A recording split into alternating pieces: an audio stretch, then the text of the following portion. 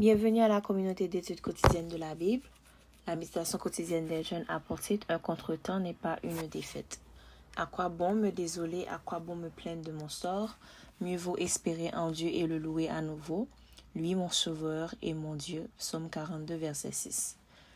Une bourse d'études pour l'université était offerte et la concurrence était rude. Deux jeunes se distinguaient. Finalement, on a su lequel des deux avait gagné la bourse. Le lauréat et sa famille étaient ravis. Il semblait très prometteur. Malheureusement, ce jeune homme brillant s'est fait de mauvais amis à l'université et son caractère s'est affaibli. Il n'a pas su profiter de sa chance et a échoué. L'autre jeune homme, extrêmement déçu, a traversé une période de découragement. Désespéré, il a lu les promesses de la vie et s'est converti. Il a donné son cœur à Dieu et s'est engagé à faire tout ce que Dieu, le Seigneur, lui demanderait.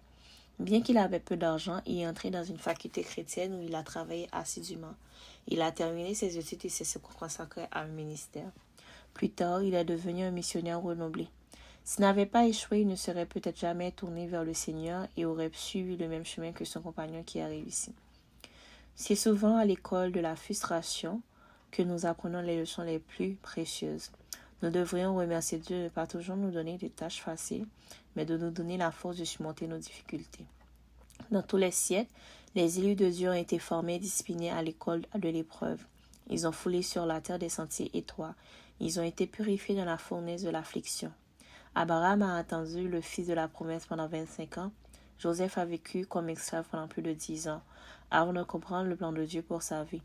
Moïse a gardé les moutons de Jéthro pendant 40 ans avant de devenir le grand libérateur d'Israël. Et David, après avoir été roi, a dû attendre une dizaine d'années avant d'être couronné. Et toi, tu t'es peut-être fixé de grands objectifs que tu n'as pas pu atteindre, un diplôme universitaire, le travail de tes rêves ou fonder une famille. Ce contretemps n'est pas une défaite, car Dieu ne t'a pas oublié. Prie Dieu pour que ce temps de préparation te permette de recevoir toutes les bénédictions qu'il veut te donner. Un contretemps n'est pas une défaite. À quoi bon me désoler? À quoi bon me plaindre de mon sort? Mieux vaut espérer en Dieu et le louer à nouveau. Lui, mon sauveur et mon Dieu. Psaume 42, verset 6. C'était la méditation quotidienne des jeunes. Merci d'avoir été avec nous à la communauté quotidienne d'études quotidiennes de la Bible. Que Dieu vous bénisse. Au revoir.